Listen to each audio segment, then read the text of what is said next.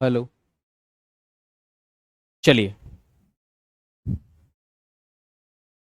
नमस्कार प्यारे साथियों, जय श्री महाकाल। मैं कुमार विनय स्वागत करता हूं आप सभी का आपके अपने रोजगार विद अंकित के इस ऑनलाइन प्लेटफॉर्म पर। उम्मीद करता हूं आप सभी साथी स्वस्थ होंगे, मस्त होंगे, व्यस्त होंगे और बेहतरीन तरीके से अपनी तैयारी में लगे होंगे। एक बार जल्दी से बताएंगे, क्या मेरी आवाज आप तक पहुंच पा रही है?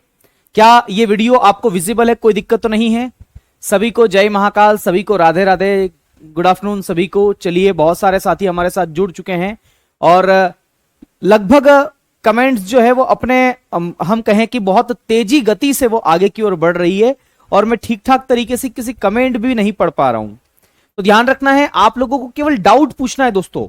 आप जो है मुझे अभिवादन कर रहे हैं, बहुत अच्छी बात है। आप सभी अपने अपने तौर तरीके से अभिवादन कर रहे हैं। कोई गुड आफ्टरनून कह रहा है, कोई गुड मॉर्निंग कह रहा है, किसी का गुड मॉर्निंग चल रहा है, तो किसी को राधे राधे, है ना, कोई जय भीम भी कह रहा है। बहुत बढ़िया। जय श्री राम का भी यहां उद्घोष हुआ है आप लोगों के द्वारा, बहुत बढ़िया। तो चलिए, आप सभी को पुनः बहुत बहुत शुभकामनाएं। आप सभी का बहुत बहुत स्वागत है आपके अपने रोजगार विद चैनल के, रोजगार विद अंकित के इस ऑनलाइन प्लेटफॉर्म पर, है ना। उम्मीद करता हूं आप बेहतरीन तरीके से पढ़ रहे होंगे और कल जो मैंने पढ़ाया था वो भी आपको ठीक ठाक तरीके से समझ में आया होगा। ठीक है, कल मैंने आपको जो टॉपिक पढ़ाया था वो दरअसल अर्थव्यवस्था के क्षेत्र, सेक्टर ऑफ इकोनॉमी के बारे में बताया था। और मैंने बताया था कि अर्थव्यवस्था के क्षेत्र को मूल रूप से कितने क्षेत्रों में बांटा जाता है? तो मूल रूप से मेरे साथियों उसको 3 क्षेत्रों में बांटा जाता है, लेकिन कई किताबें जो है वो 5 क्षेत्रों में उसको बांट करके बताती है। मैंने 5 क्षेत्र आपको बताए थे।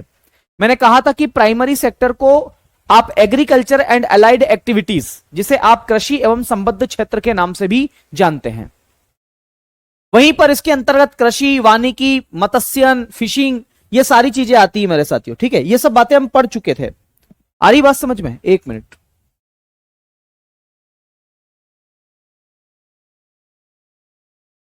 चलिए, है ना, ये सब बातें मैं आपको बता चुका था। वहीं अर्थव्यवस्था के दूसरे क्षेत्र यानी कि द्वितीय क्षेत्र के बारे में भी हम चर्चा कर चुके थे, जिसके अंतर्गत हम बहुत सारी बातों को पढ़ चुके थे। उसे उद्योग क्षेत्र या विनिर्माण क्षेत्र भी हम कहते हैं। और अर्थव्यवस्था के तीसरे क्षेत्र को हम टर्शियरी सेक्टर या सेवा क्षेत्र के नाम से जानते हैं। ध्यान रखना, भारत की जीडीपी में सबसे ज्यादा योगदान तृतीय क्षेत्र का है। मुझे कुछ बच्चों की कमेंट्स भी आई थी कि सर आपने दोनों में एक जैसा लिखवाया। ऐसा नहीं है, हो सकता है बाय मिस्टेक हो गया हो, लेकिन ध्यान रखना है अर्थव्यवस्था के तृतीय क्षेत्र का योगदान भारत की जीडीपी में सबसे ज्यादा है। ठीक है, और लेकिन इसमें सबसे कम जनसंख्या इन्वॉल्व है, यह बात मैंने बताई थी। खैर, आज का जो हमारा टॉपिक है दरअसल वो मुद्रा को लेकर के है। तो आइए दोस्तों, बिना देरी की हम लोग हेडिंग डालते हैं मुद्रा।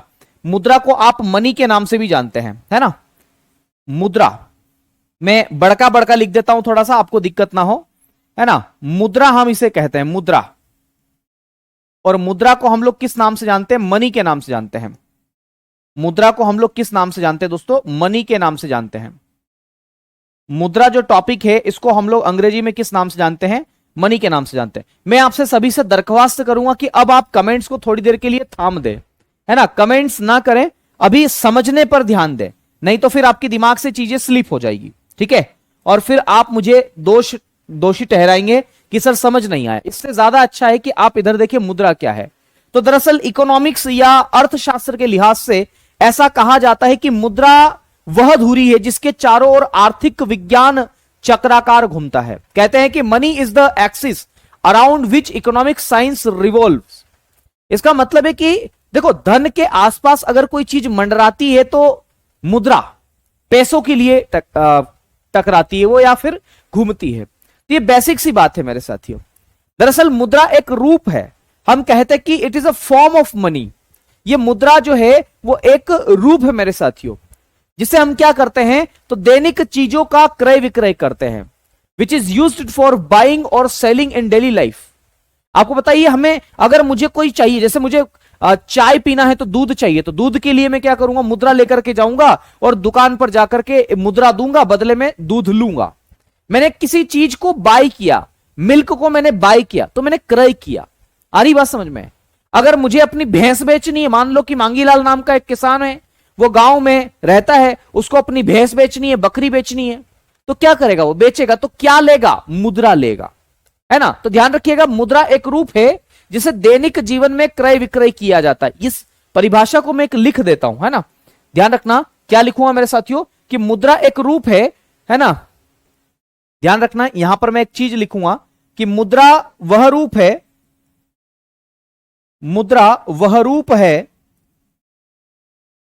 जिससे दैनिक जीवन में, जिससे दैनिक जीवन में, दैनिक जीवन का मतलब है डेली लाइफ, क्रय विक्रय किया जाता है, या दैनिक जीवन में आवश्यक वस्तुओं का क्रय विक्रय किया जाता है। आवश्यक वस्तुओं का, दरअसल वस्तुओं में वस्तु और सेवा दोनों आ जाती है। वस्तुओं का क्रय विक्रय किया जाता है। क्रय विक्रय का मतलब, क्रय मतलब होता है खरीदना, विक्रय का मतलब होता है बेचना, बाय सेल, है ना। तो क्रय विक्रय किया जाता है। तो मुद्रा एक रूप है मेरे साथियों जिसकी सहायता से हम वस्तु और सेवा, या फिर लिखे तो वस्तुओं का क्रय विक्रय करते हैं। यह बात आपको ध्यान रखना है, ठीक है। और एक और परिभाषा है कि मुद्रा वह दूरी है जिसके चारों ओर आर्थिक विज्ञान चक्राकार घूमता है। ये तो बेसिक सी बात है, देखो ये बातें आपको ध्यान रखना है ना। दरअसल इकोनॉमिक्स में एक और परिभाषा है मुद्रा की, और वो परिभाषा ये कि मुद्रा वह है जो मुद्रा का काम करती है। बड़ी अच्छी परिभाषा है क्या मेरे साथियों, मुद्रा वह है जो मुद्रा का काम करती है। बोले ये कैसी परिभाषा है, लेकिन परिभाषा है, लिख लेना चाहिए हमें, ठीक है। तो मुद्रा वह है जो मुद्रा का काम करती है, मुद्रा का कार्य करती है।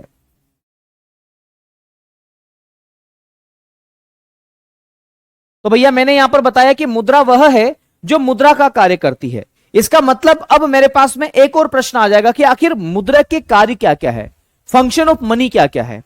तो हम फंक्शन ऑफ मनी के बारे में बात करेंगे, बेसिकली उसके बारे में भी हम बात करेंगे, लेकिन उससे पहले मैं आपको यह बताना चाहता हूं कि हम इस चैप्टर में पढ़ेंगे क्या क्या। तो ध्यान रखिएगा दोस्तों, इस चैप्टर में हम क्या क्या पढ़ने वाले हैं जरा उसके बारे में मैं आपसे डिस्कस कर लेता हूं।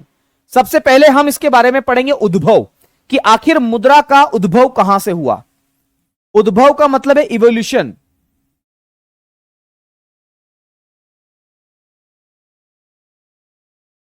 इवोल्यूशन,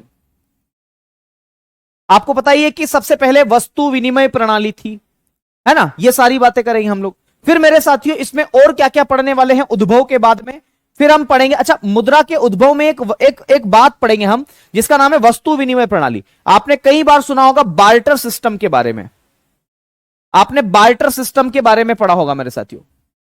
बार्टर सिस्टम को आप हिंदी में क्या कहते हैं, वस्तु विनिमय प्रणाली। अभी सब लोग कमेंट करना बंद कर देंगे दोस्तों, नहीं तो समझ नहीं पाओगे आप। वस्तु विनिमय प्रणाली जिसे अंग्रेजी में बार्टर सिस्टम के नाम से जाना जाता है। क्या बोलते हैं इसको, बार्टर सिस्टम। बार्टर सिस्टम, इसको हम बार्टर सिस्टम कहते हैं। आपने गांव में अभी भी देखा होगा कि आमतौर पर फेरी वाला आता है, सब्जी वाला आता है, फल वाला आता है, वो गेहूं के बदले आपको फल या सब्जियां दे जाता है। वो सब क्या है, ये सब बार्टर सिस्टम। उद्भव के बारे में बात करेंगे। उद्भव जब हमारा टॉपिक कंप्लीट हो जाएगा फिर हम इसके प्रकार के बारे में बात करेंगे, इसके फंक्शंस कौन कौन से हैं। तो फंक्शन ऑफ मनी, मुद्रा के क्या क्या, सॉरी फंक्शंस की जगह हम टाइप्स कर लेंगे मेरे साथियों, टाइप्स। तो टाइप्स ऑफ मनी आपने देखा होगा, धातु के सिक्के आपने देखे होंगे, कॉइन मनी आपने देखा होगा, पेपर करेंसी आपने देखा होगा जिस पर गांधी जी के चित्र बने हुए हैं। उसके पहले भी बहुत सारी चीजें आपने देखी होगी, किस चित्र पर किसकी आकृति होती है, क्या होता है, सब कुछ ऐसे प्रश्न आपकी परीक्षा में पूछा जाता है। कई बार पूछा गया है कि 2000 रुपए के नोट का कलर कैसा है, 500 रुपए के नोट के पीछे किस चीज की आकृति है। ऐसे प्रश्न परीक्षा में पूछे ही जाते हैं मेरे साथियों। इस बैच में, आपकी बैच में भी पूछे जा सकते हैं, है ना। प्रकार के बाद में मैं पढ़ाऊंगा आपको फंक्शंस। फंक्शंस को हम लोग बोलते हैं कार्य। तो मुद्रा के कार्य की हम बात करेंगे मेरे साथियों, मुद्रा के कार्य की हम बात करेंगे, फंक्शंस की हम बात करेंगे। जैसे ही फंक्शंस में आपको पढ़ा दूंगा मेरे साथियों, फिर मैं आपको पढ़ाऊंगा मुद्रा से ही संबंधित टॉपिक जिसका नाम है मुद्रास्फीति। मुद्रास्फीति मेरे साथियों, और मुद्रास्फीति को हम सामान्य रूप से महंगाई कहते हैं, और इसको अंग्रेजी में हम किस नाम से जानते हैं पता है, इन्फ्लेशन। किस नाम से जानते हैं, इन्फ्लेशन के नाम से जानते हैं। तो ध्यान रखिएगा मेरे साथियों, इसको इन्फ्लेशन हम कहते हैं। तो इन्फ्लेशन क्या चीज है? इन्फ्लेशन का ठीक उल्टा होता है मेरे साथियों अवस्फीति, और इसे डिफ्लेशन कहते हैं। अवस्फीति, और इसके लिए अंग्रेजी शब्द क्या है? डिफ्लेशन। क्या बोलते हैं इसको? डिफ्लेशन हम कहते हैं, यह भी हम पढ़ेंगे। इसी से संबंधित बात है मेरे साथियों विमुद्रीकरण, डिमोनिटाइजेशन। रात को 8 बजे मोदी जी आते हैं 2016 में और कहते हैं मित्रों बस इतनी देर में आप समझ जाओगे। विमुद्रीकरण को हम डिमोनिटाइजेशन कहते हैं।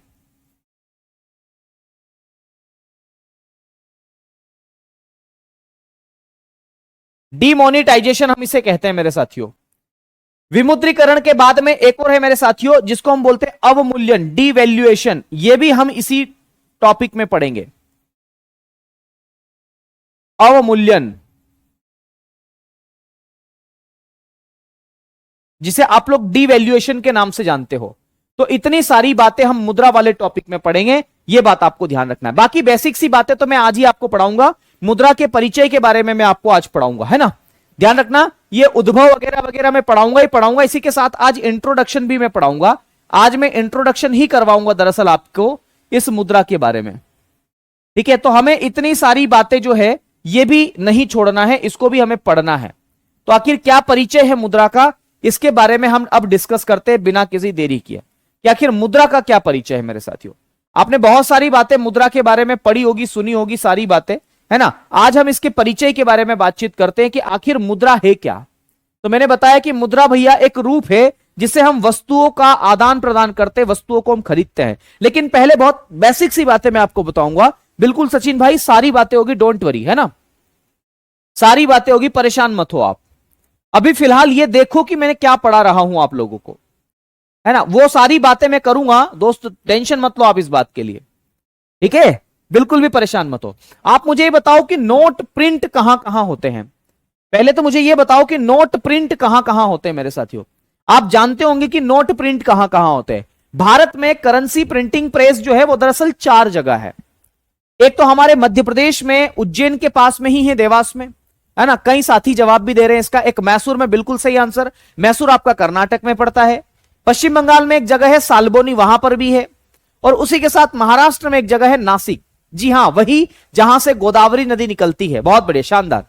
तो ये 4 जगह में क्या है मेरे साथियों? नोट प्रिंट कारखाने हैं, करेंसी प्रिंटिंग प्रेस है मेरे साथियों। तो आइए अगली बात मैं यहां पर बताता हूं। Currency printing press, currency printing press मैं बोलता जा रहा हूं, अगर आपको कहीं ऐसा लग रहा है कि अक्षर बहुत छोटे हैं तो ध्यान रखिएगा, मैं बहुत सारी बातें बोलता जा रहा हूं, इसको जरा लिखते जाना साथ में। तो करेंसी प्रिंटिंग प्रेस, ये अंग्रेजी में भी यही है, हिंदी में भी यही है, इसलिए इसको दोनों भाषा में मैं नहीं लिखूंगा, केवल मैंने अंग्रेजी हिंदी में लिख रखा है। ये 4 जगह है। बोले 4 जगह कहां कहां है? तो ध्यान रखिएगा, करेंसी प्रिंटिंग प्रेस दरअसल भारत में 4 जगह। बोले 4 जगह कहां कहां? तो ध्यान रखिएगा, सबसे पहली जो जगह है वो कहां पर है मेरे साथियों? तो देवास में। तो पहला नंबर मैं यहां पर लिख रहा हूं देवास। और बोले देवास कहां पर पड़ता है? तो देवास पड़ता है मेरे साथियों एमपी में। एमपी बोले तो मध्य प्रदेश, जी हां, मोहन यादव जी यहां के मुख्यमंत्री हैं। तो मध्य प्रदेश में आपका क्या पड़ता है? तो देवास पड़ता है। यहां पर प्रिंटिंग प्रेस है, यहां पर नोट छपाई होती है। कई बार तो पेपर में आता है कि नौकर के घर भी इतना सारा पैसा मिला, वैसा पैसा मिला, तमाम बात है।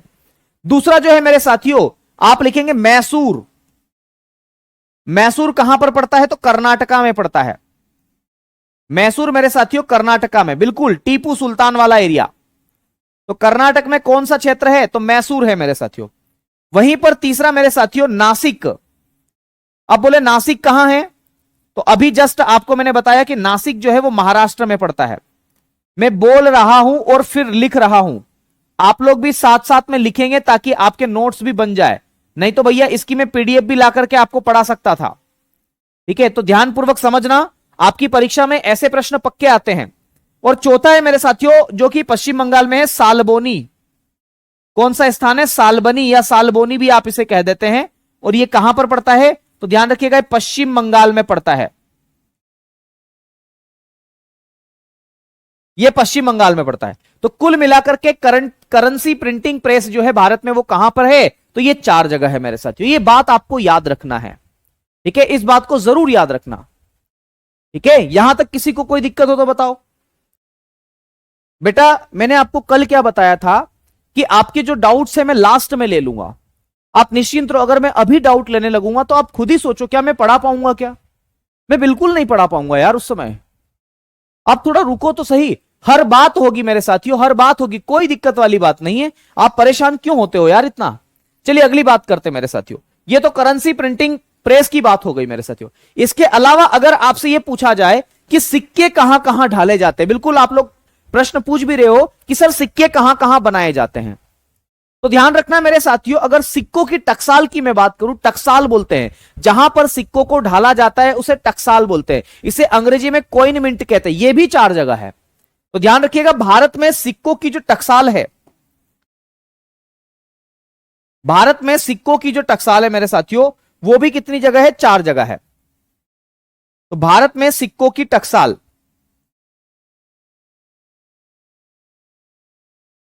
सिक्कों की टकसाल, और इसे हम लोग किस नाम से जानते हैं, तो कॉइन मिंट के नाम से जानते हैं।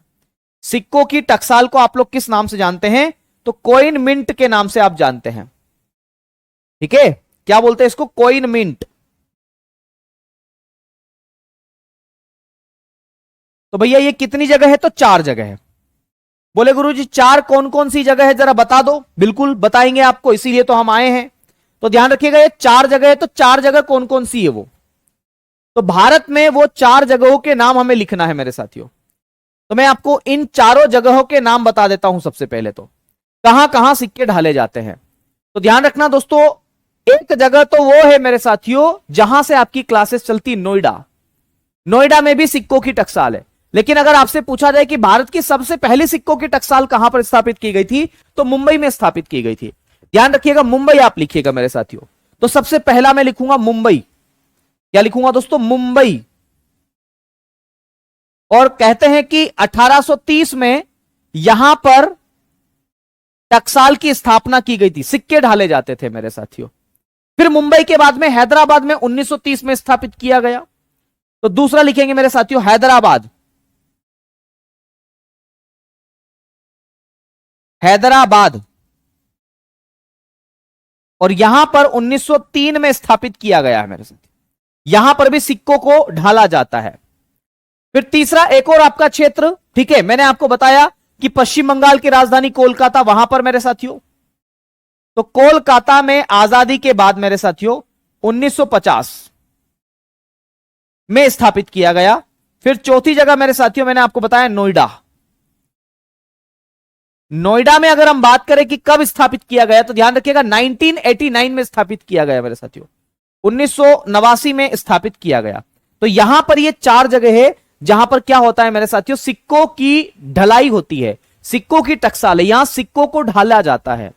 ये बेसिक सी बातें आपको ध्यान रखना है। उम्मीद करता हूं इतनी बातें आपको समझ में आई होगी। आप मुझे बता सकते हैं कुछ बेसिक सी बातें मैं यहां पर आपसे पूछना चाह रहा हूं कि भारतीय नोट पर, अच्छा भारतीय रुपये का प्रतीक चिन्ह क्या है, या उससे पहले मैं आपको बताऊं रुपया शब्द जो है मेरे साथियों ये किसके द्वारा उपयोग किया गया था।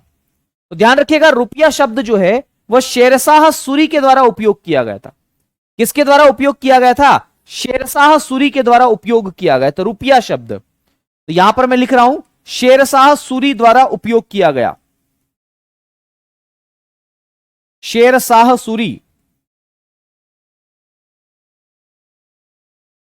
द्वारा उपयोग किया गया। रुपया शब्द का पहली बार प्रयोग मेरे साथियों किसने किया,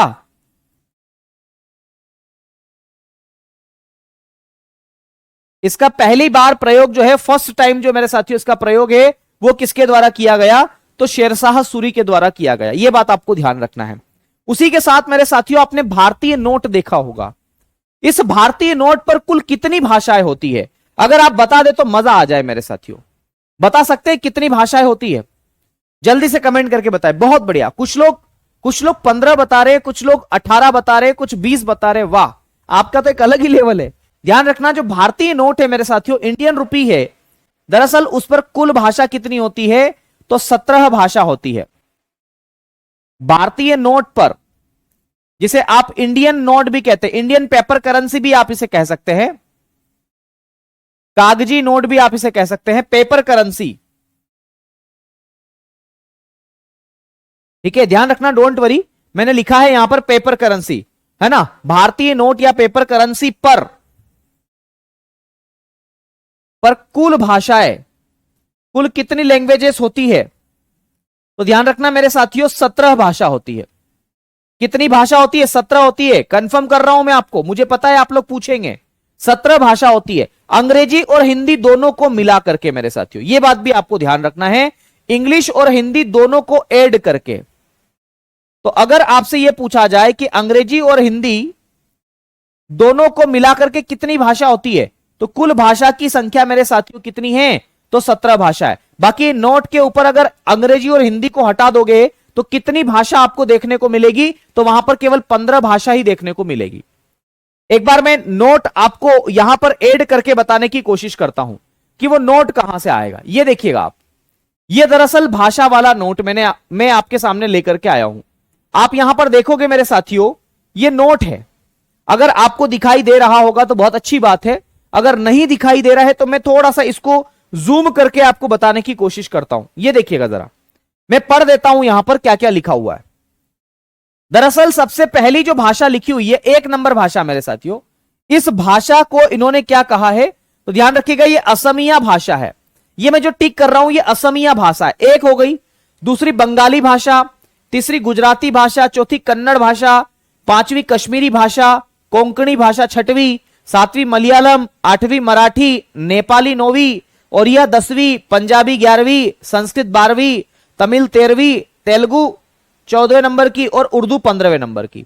और इसी के साथ हिंदी और अंग्रेजी को अगर मिला लोगे तो कुल 17 भाषा हो जाएगी। ये 17 भाषा है। ये पीडीएफ आपको मिलेगी, इस पीडीएफ को आप नोट डाउन कर लेना, ठीक है, और जरूर याद कर लेना, क्योंकि यहां से भी प्रश्न आपकी परीक्षा में पूछे जाते हैं, ठीक है।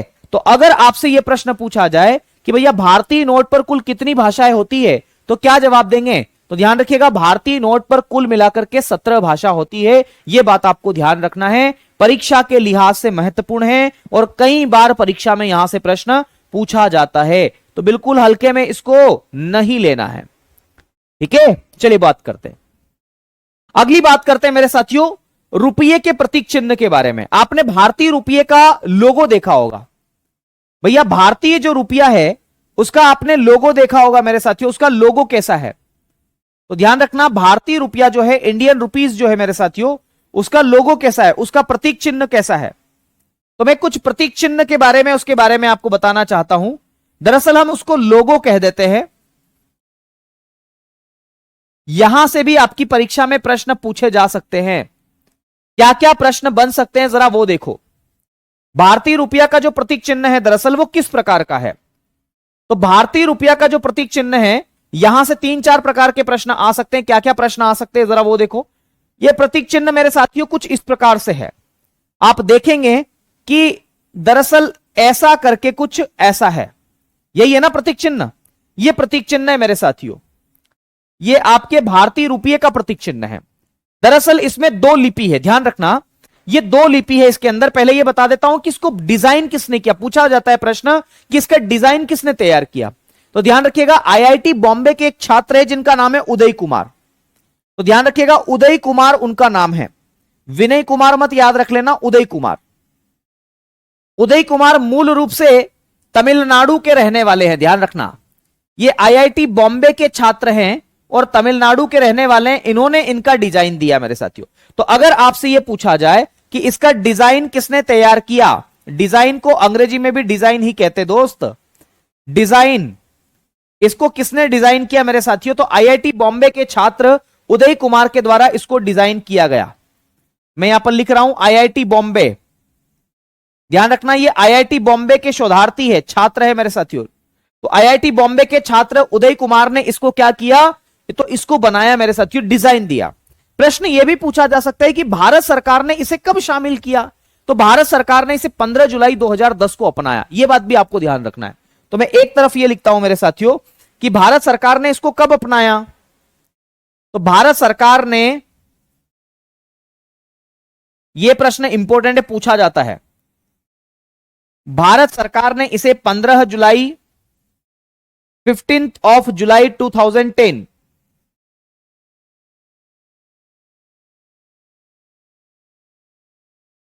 15 जुलाई 2010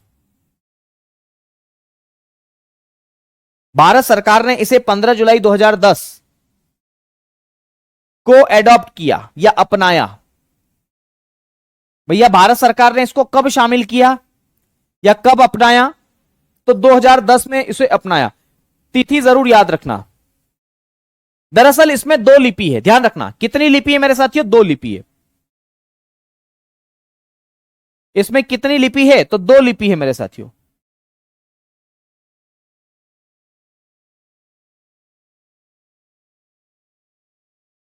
इसमें कितनी लिपि है? दो लिपि है। बोले दो लिपि कौन कौन सी है?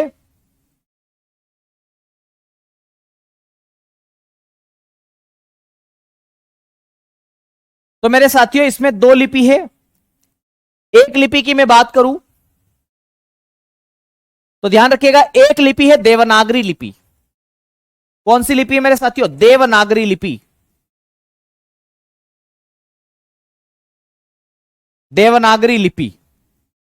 और देवनागरी लिपि की एक भाषा है, आपको याद होगा, वो भाषा हिंदी भाषा है मेरे साथियों। देवनागरी लिपि की हिंदी भाषा है।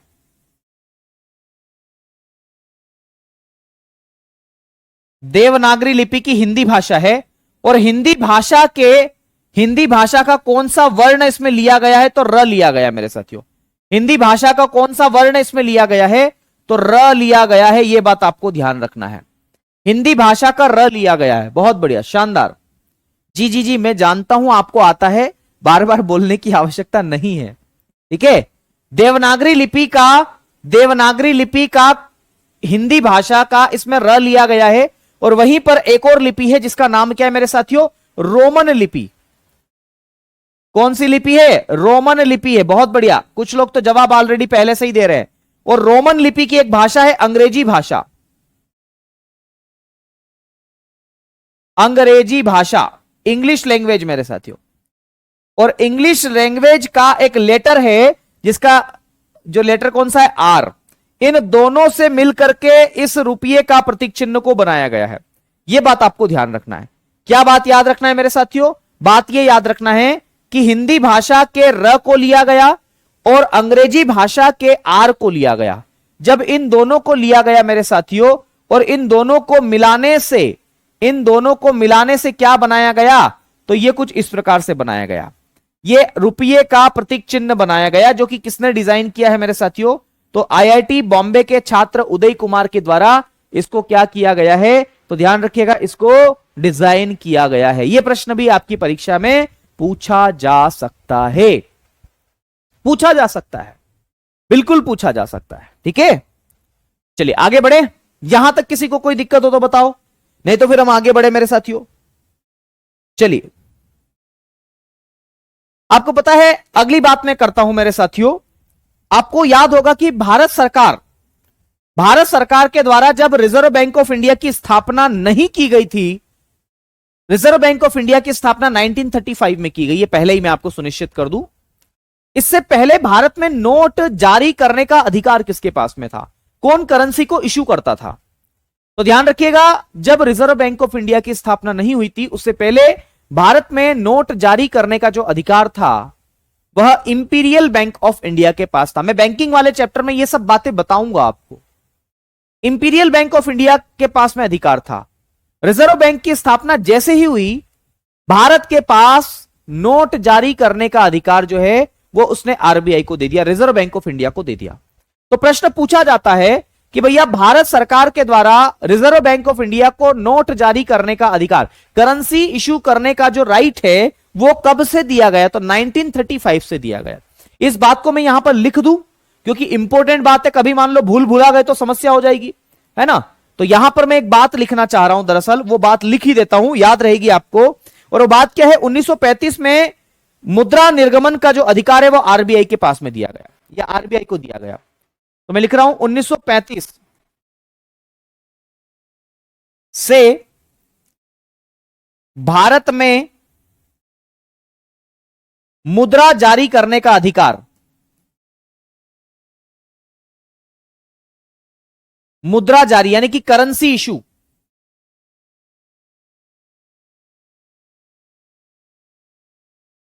ठीक है, मुद्रा जारी करने का अधिकार, करने का एकाधिकार लिखो। इसके अलावा भारत में कोई मुद्रा जारी नहीं करता।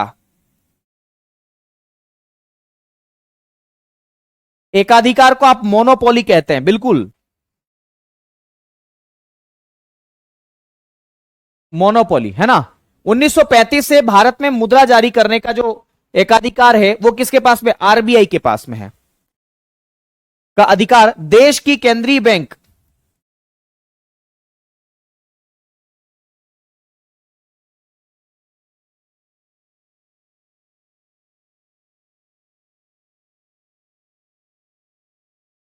आरबीआई के पास में है।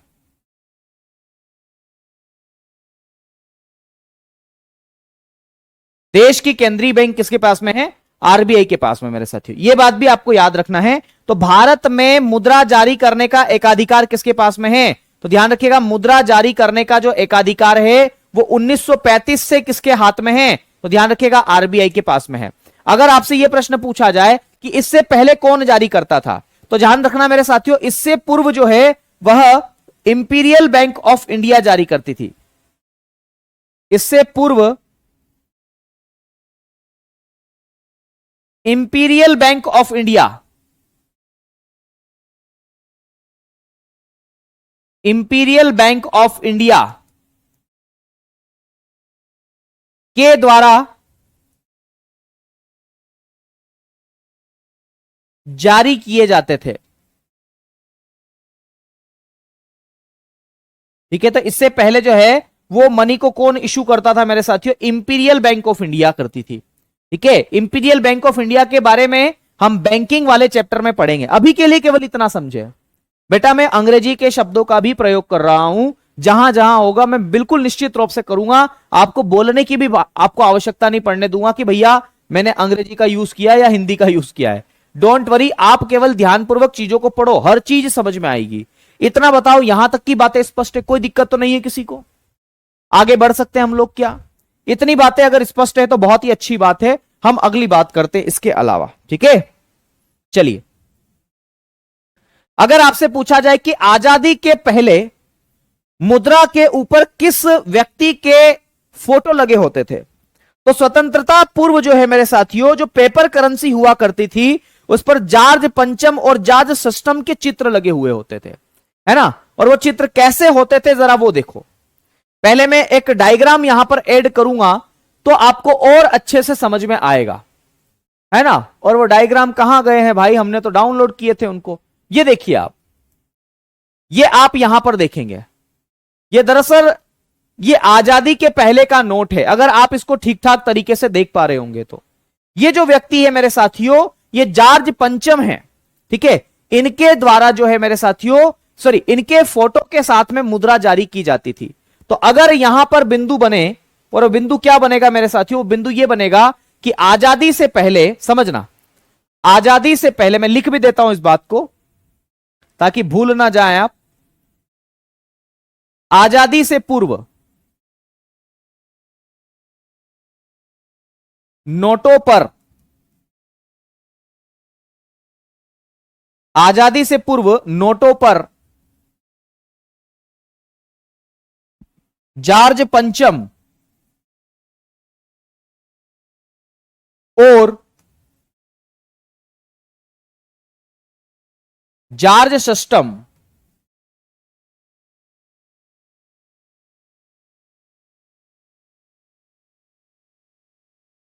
के चित्र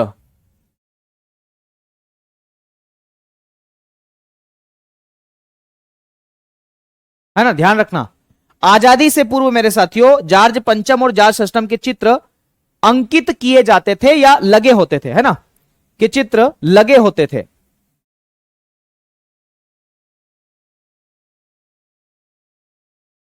यह बात आपको ध्यान रखना है।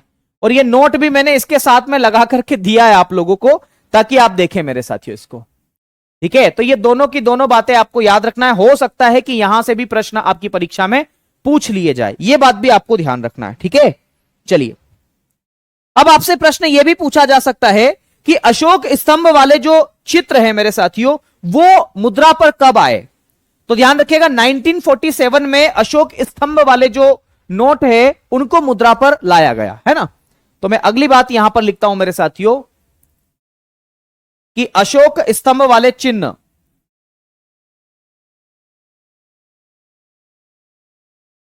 अशोक स्तंभ चिन्ह वाले नोट, ठीक है, अशोक स्तंभ आकृति वाले नोट भी आप कह सकते हैं मेरे साथियों, 1947 में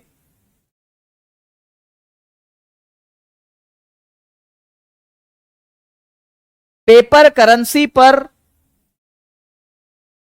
या इसे पत्र मुद्रा भी कहते हैं, पेपर करेंसी पर अंकित किए गए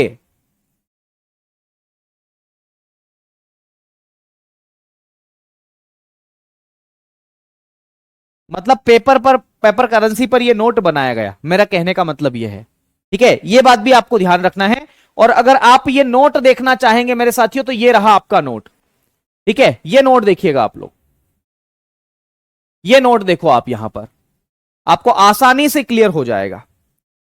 ठीक है, यहां पर जरा देखोगे तो आपको और अच्छे से क्लियर हो जाएगा मेरे साथियों। आइए जरा इसको मैं यहां पर कर देता हूं। ठीक है, ये नोट देखिएगा,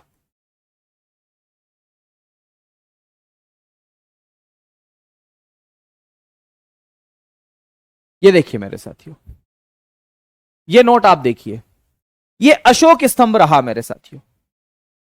ये अशोक स्तंभ मेरे साथियों 1947 में भारतीय रिजर्व बैंक का जो नोट है उस पर इसके अंकन किए गए। आप देख सकते हैं इसके पीछे जो है वो मोर की आकृति, राष्ट्रीय पक्षी है ना। आप देखेंगे ये घोड़ा भी इस पर है मेरे साथियों, ये हिरण भी है ना, कुछ फूल भी इस पर बने हुए हैं। तो इसकी आकृति के साथ में इसको जारी किया गया।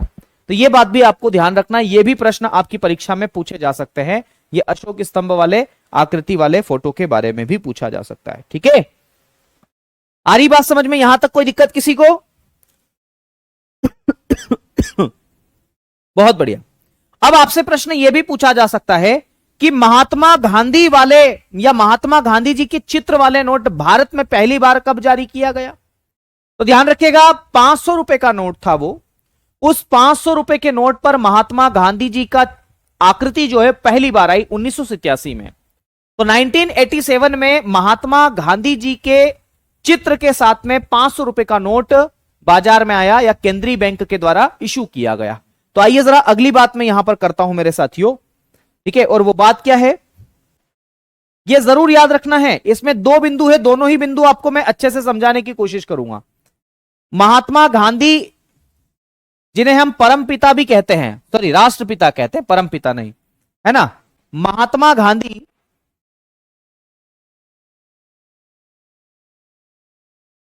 जी की आकृति, महात्मा गांधी जी की आकृति वाला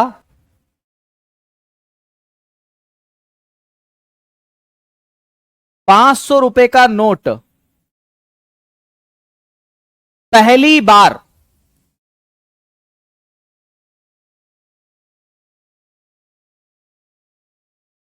पहली बार 1987 में जारी किया गया।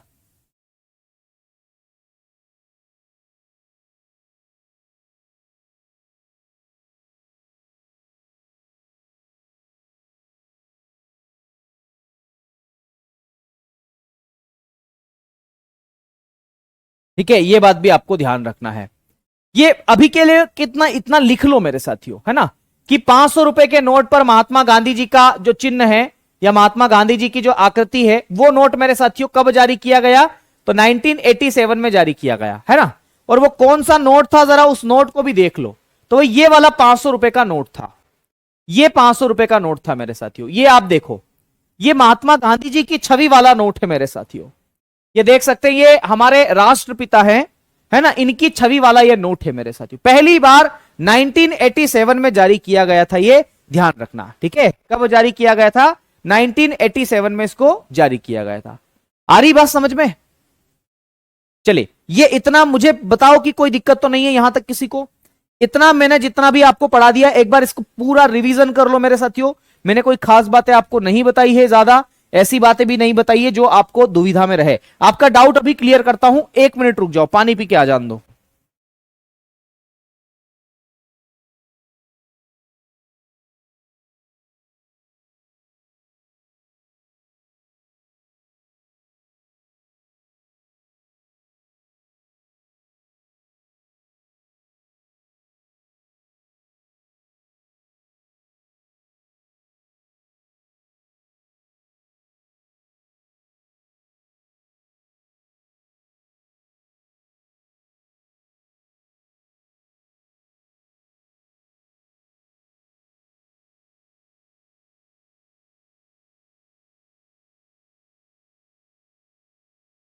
चलिए, बहुत बढ़िया।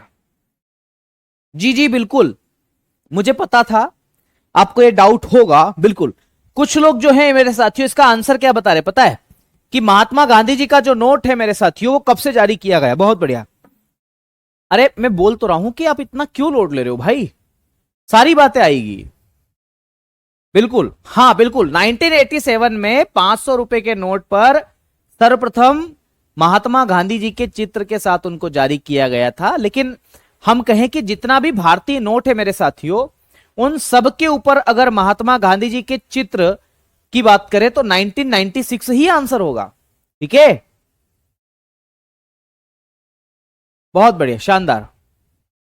चलिए, तो इस बात को भी जरा लिख लेते हैं मेरे साथियों, है ना, कहीं आपको कोई डाउट हो तो ध्यान रखिएगा। बात क्या है? वो बात यह है मेरे साथियों कि 1996 1996 सॉरी 1996 की हम बात कर रहे हैं। 1996 के बाद, ध्यान रखना, 1996 की मैं बात कर रहा हूं मेरे साथियों। 1996 के बाद भारत में महात्मा गांधी श्रृंखला के कागजी नोट जारी किए गए। 1996 के बाद भारत में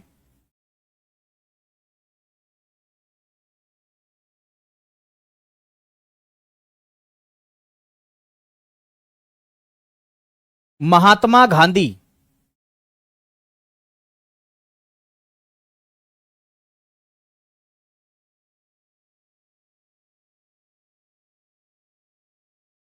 श्रृंखला के नोट जारी किए गए।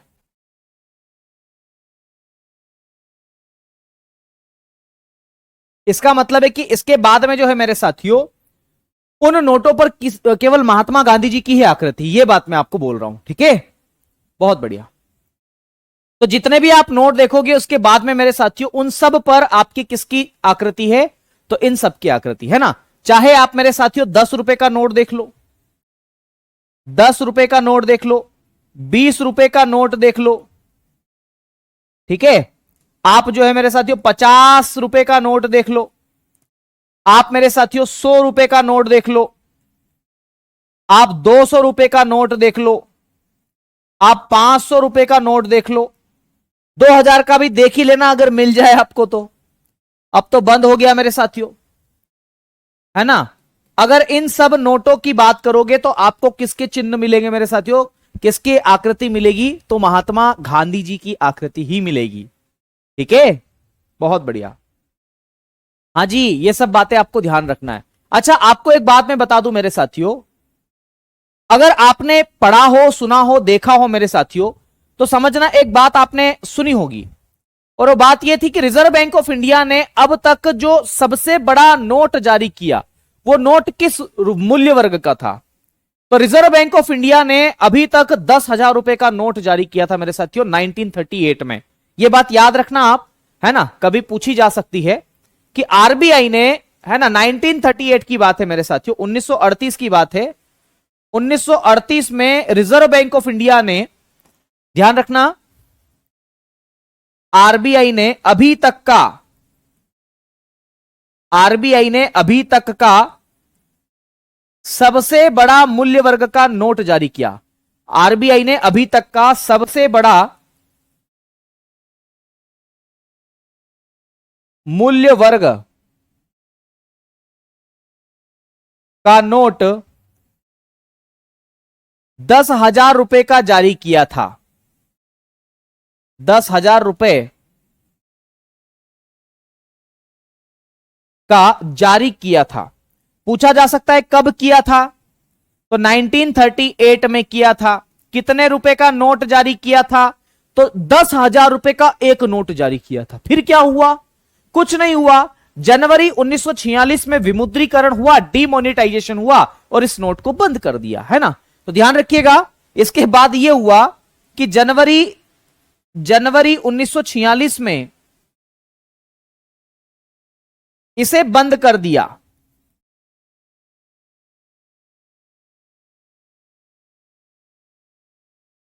जनवरी 1946 में इसे बंद कर दिया मेरे साथियों।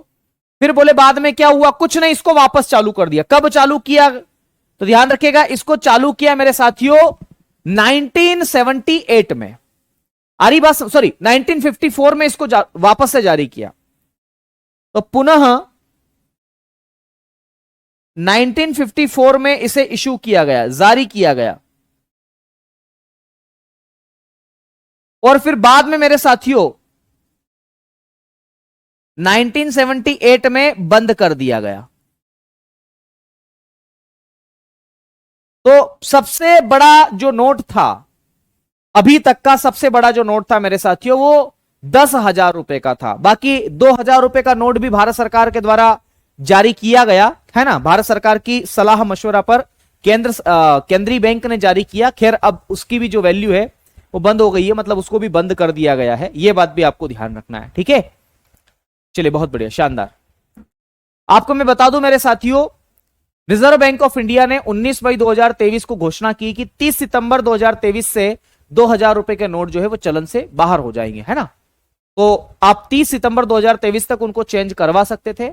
अब चेंज करवाने का आपके पास में कोई ऑप्शन नहीं है। तो ये कुछ बेसिक सी बात मैंने आपको बताई मेरे साथियों। ये नोट से संबंधित है मेरे साथियों। किससे संबंधित है, ये नोट से संबंधित। जरूर आपको इसके बारे में याद होना चाहिए, ठीक है। ये बात आपको ध्यान रखना है।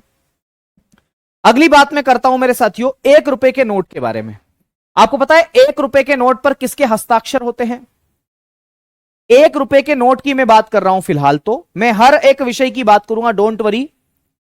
1 रुपए का नोट, 1 रुपए के नोट पर वित्त सचिव के हस्ताक्षर होते हैं, फाइनेंस सेक्रेटरी। 1 रुपए के नोट पर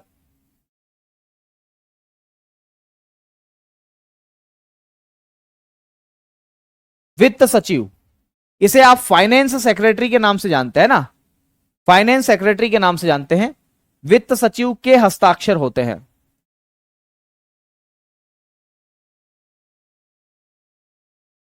के हस्ताक्षर होते हैं, ठीक है। वित्त सचिव के हस्ताक्षर होते हैं।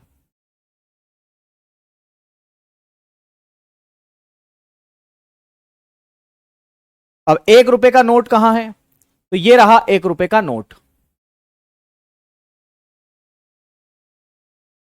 इसका दोनों बैक साइड भी आप देख लो जरा एक बार।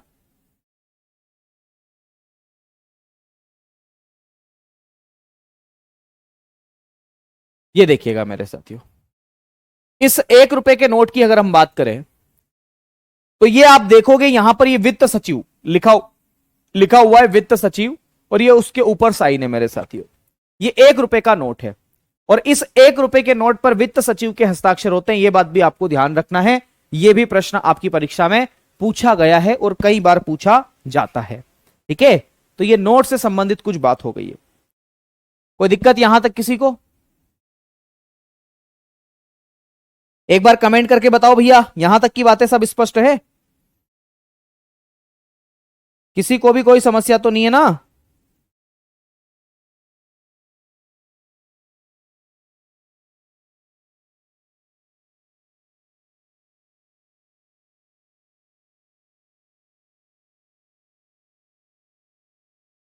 बहुत बढ़िया, शानदार। किसी को कोई समस्या तो नहीं है यहां तक? बहुत बढ़िया। चलिए, इतनी सारी बातें मैंने आज आपको बताने की कोशिश की है। अब मैं कल आपको क्या क्या पढ़ाऊंगा, जरा अभी से सुन लो उन बातों को। कल आप भी पढ़ के आना उनके बारे में। कल दरअसल मैं आपको यह पढ़ाऊंगा कि किस भारतीय नोट के पीछे किस चीज की आकृति होती है। जैसे आपने देखा होगा 200 रुपए का जो नोट है मेरे साथियों, उस नोट के पीछे किसकी आकृति रहेगी, तो सांची स्तूप की। उसका साइज क्या है, उसका कलर कैसा है, सूर्य के जो कोणार्क का सूर्य मंदिर है वह किस नोट के पीछे उसकी आकृति है। ऐसे प्रश्न आपकी परीक्षा में पूछे जाते हैं, ठीक है। तो उसके बारे में आपको कल पढ़ाऊंगा, और कल ही मैं आपको बार्टर सिस्टम के बारे में भी पढ़ाऊंगा, वस्तु विनिमय प्रणाली के बारे में भी पढ़ाऊंगा। तो कल मुझे आपको क्या क्या पढ़ाना है, इसके उद्भव के बारे में पढ़ाना है। वस्तु विनिमय प्रणाली में आपको कल पढ़ाऊंगा मेरे साथियों, ध्यान रखिएगा, इसके बारे में मैं आपको कल ही पढ़ाऊंगा, ठीक है। और फिर मुद्रास्फीति महंगाई वाला टॉपिक हम शुरू करेंगे, लेकिन उससे पहले मैं वस्तु विनिमय प्रणाली, फिर इसके प्रकार, इसके कार्य पढ़ाऊंगा, उसके बाद ही मुद्रास्फीति पढ़ाऊंगा। तो कल मुद्रा का सेकेंड पार्ट होगा। तो आज के लिए इतना ही करते हैं। अब मैं बोर्ड से नीचे जा रहा हूं। आपकी अगर कोई कमेंट्स हो तो मुझे बताइएगा मेरे साथियों, हम उन कमेंट्स को भी यहां पर डील करेंगे आप लोगों के लिए, ठीक है। तो कोई समस्या हो, कोई दुविधा हो, वो भी आप मुझे बताइएगा। अगर कोई दिक्कत नहीं हो तो फिर हम आगे की ओर बढ़ते हैं, ठीक है। तो चलिए, अब जिनको जाना है, जिसके डाउट केवल है वही लोग रुके, नहीं तो बाकी लोग जा सकते हैं। कोई समस्या नहीं है, बाकी लोग जा सकते हैं दोस्तों, है ना। बहुत बढ़िया जी। सुभाष भाई, मैंने आपको बताया तो सही कि 1996 से महात्मा गांधी जी के चित्र हर नोट पर आने लगे, है ना। लेकिन अगर आपसे प्रश्न ये पूछा जाए कि भैया वह कौन सा नोट है जिस पर पहली बार महात्मा गांधी जी की छवि आई, तो वो 500 रुपए का नोट है, और 1987 में उस नोट को जारी किया गया, ठीक है। चलिए, बहुत बढ़िया, ठीक है। और बताएं, देखो मेरी बात सुनो, मुद्रा से संबंधित प्रश्न आपकी परीक्षा में आता है। प्रश्न यह भी पूछा जा सकता है किस नोट के पीछे किसकी आकृति है ना। तो हम अभी यह नहीं कह सकते कि प्रश्न क्या आएगा, लेकिन हां, मुद्रा से संबंधित आपकी परीक्षा में प्रश्न आते हैं, और आप लोगों को तैयार रहना चाहिए इन प्रश्नों से निपटने के लिए, ठीक है। चलिए, अब बाकी की जो चर्चा है मेरे साथियों हम लोग कल करेंगे। तो कल आपसे मुलाकात करते हैं। आज के लिए इतना ही करते हैं, शेष वार्ता आपसे कल करेंगे। चलिए, शुक्रिया, धन्यवाद, जय महाकाल सभी को, राधे राधे, खूब सारा प्यार। कल आपसे मुलाकात करते हैं। जय हिंद, जय भारत।